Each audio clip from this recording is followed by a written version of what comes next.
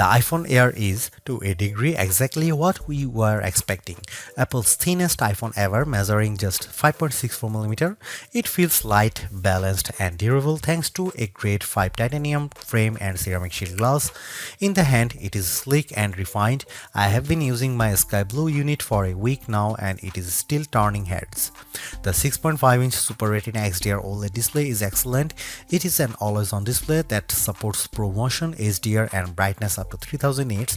It is slightly bigger than the iPhone 17's screen, which gives apps, text, and videos more room to breathe, and it looks great whether I'm scrolling TikTok, watching HDR videos, or just browsing outside on a sunny day. iOS 26 feels tailor-made for the Air with its new liquid glass design that looks striking and complements the physical build. Messages now support custom backgrounds, typing indicators, and polls, while the phone app and visual intelligence get useful upgrades. And while Siri's full AI overhaul isn't here yet, Apple Intelligence features are starting to appear. The biggest trade-off comes with the camera setup. There is just a single 48-megapixel camera lens on the rear of the phone. It produces sharp, natural-looking photos and impressive portraits, but you will miss the flexibility of a telephoto or ultra-wide if you are used to them. The selfie camera is excellent too. The Apple's center stage smarts for automatic, wide, and ultra-wide framing, and dual capture is genuinely fun.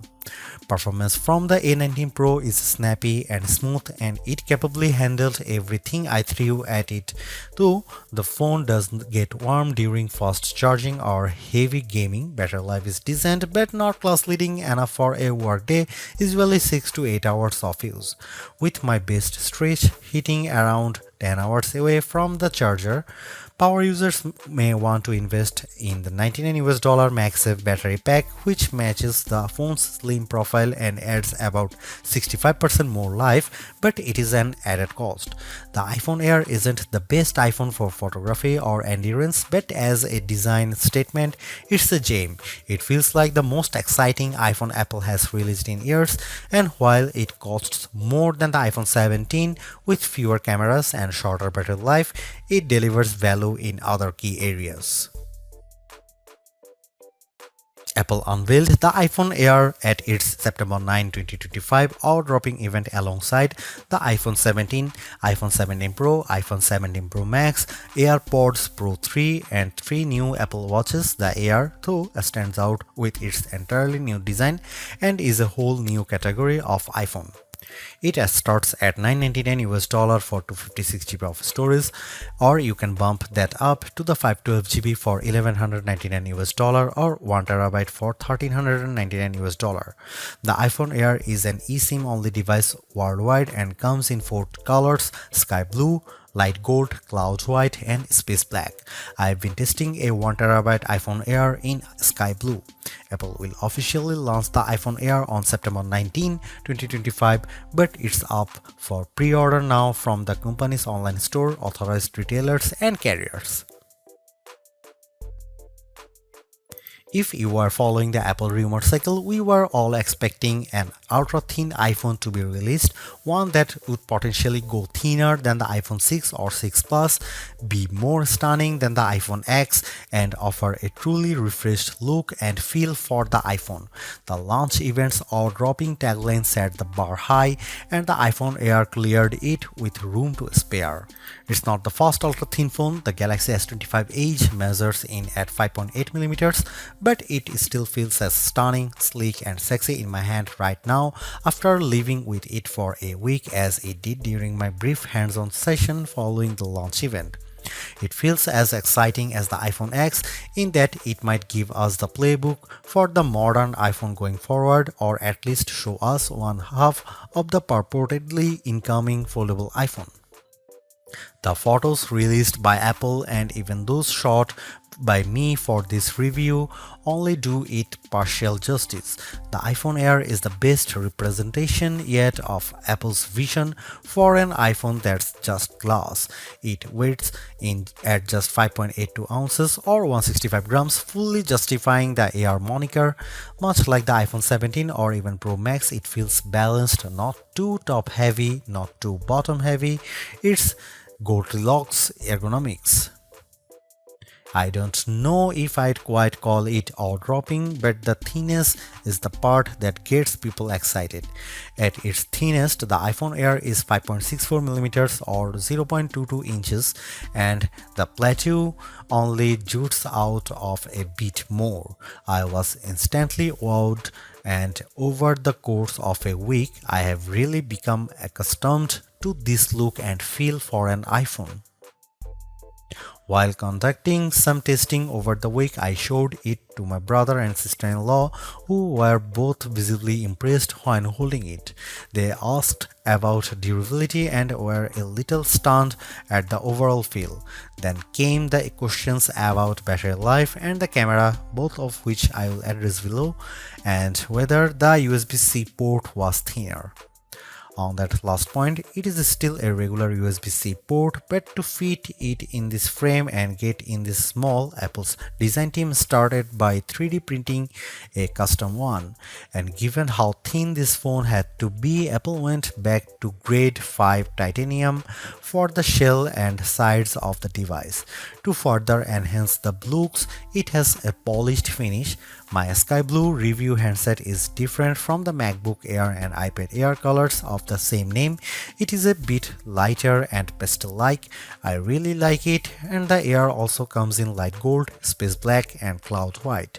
While the innermost layer of the iPhone Air sandwich is made of that strong titanium, which can bend slightly under pressure but is designed to spring back, it's topped and bottomed with glass and glass ceramic, specifically ceramic shield 2 on the front and a ceramic shield on the back. The rear, like the iPhone 17, is mostly frosted matte glass, while the top bump gets the glossy finish. Apple says the Air is 3 times more scratch resistant on the front, so I've still been careful sliding this in and out of my front or rear jeans pockets, and the back is 4 times more crack resistant. It also has the same IP68 rating for resistance to dust and water as the iPhone 17, 17 Pro and 17 Pro Max. It survived a light drizzle shortly after I unboxed it in Apple Park. The weather's been wet in my home state of Jersey, and the Air has shown no issues when being used in rain or surviving a dunk test. Even given the extreme thinness here, you still get the usual buttons you would expect on an iPhone. Camera control has been redesigned to live on the right hand side, and it's slightly thinner but about the same length as on other iPhones. The power or sleep button sits slightly higher on this side, with the action button, volume up and volume down on the left. The main mono speaker lives at the top of some microphones, and there are 2 other microphones either side of the USB-C port on the bottom.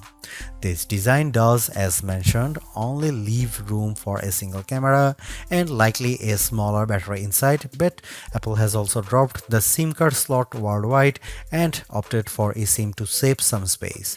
The iPhone Air is stunning, attracts a lot of admiring glances, and feels like biggest refresh in iPhone design we have seen in a while. Yes, it's the same key parts, just compressed, but in use it feels like the perfect showcase for iOS 26. If you are after Apple's best design this year, I think it is clearly the iPhone Air. For $999 US, it would be a little mean for Apple not to include promotion or always-on functionality here, and the iPhone Air supports both.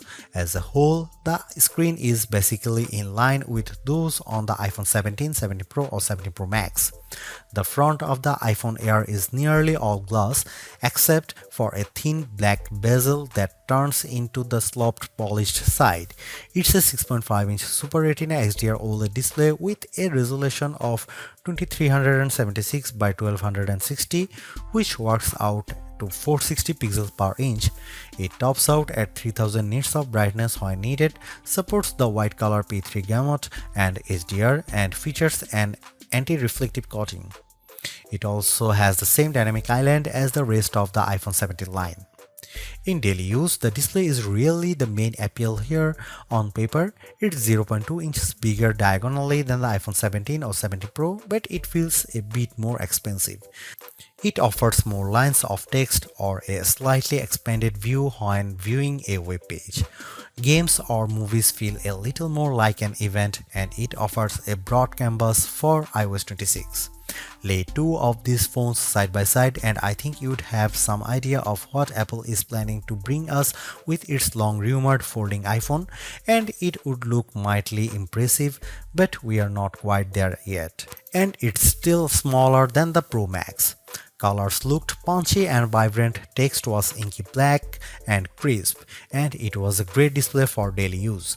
I found that it got bright enough to battle the bright sunshine of California, the late summer sunshine of New Jersey and New York, as well as bright artificial lighting. I liked scrolling TikTok and Instagram Reels or watching a video on it, mainly thanks to the super smooth Pro Motion display. And iOS 26 with its liquid glass makeover looks fantastic here. This is where the compromises necessitated by the iPhone Air's unfeasibly thin design begin. The iPhone Air only features a single 48 megapixel fusion camera on the back. It can shoot at 1x, a sensor crop in 2x, or a maximum digital 10x, but the quality falls off noticeably with the latter. I'll cut to the chase here. If you are after the iPhone with the best cameras or even just some variety for shooting, this is probably not it. Here are some camera samples of the new iPhone Air.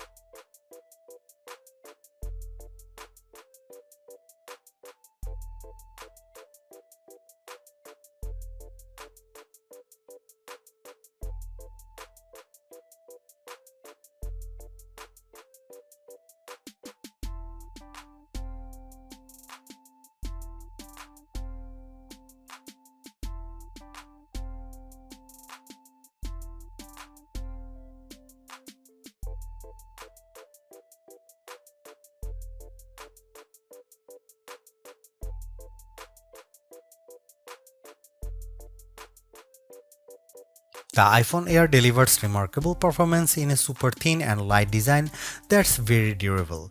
I especially like getting A19 Pro power in something this compact, but you have to make some trade-offs for the steep $999 price. You get only a single rear camera, which means no telephoto zoom, ultra-wide or macro shots, and while the Air's battery life is solid, it's a few hours behind the iPhone 70 Pro Max.